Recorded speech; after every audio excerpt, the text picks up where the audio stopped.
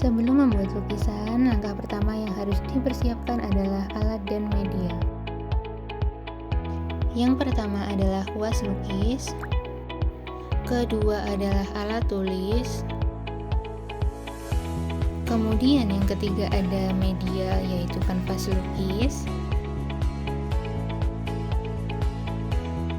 kemudian yang keempat ada cat akrilik, yang terakhir ada palet, kemudian tisu, dan juga air sebagai pencuci kuas.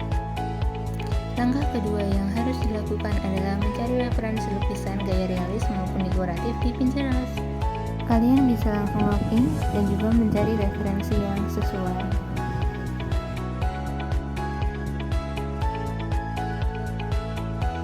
Setelah menemukan referensi yang pas, kalian bisa langsung memasukkannya ke laptop ataupun di print supaya lebih mudah digambar.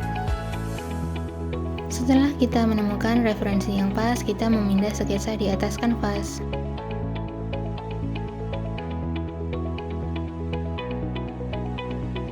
Sketsa yang pertama yang saya buat adalah lukisan realis bunga anggrek.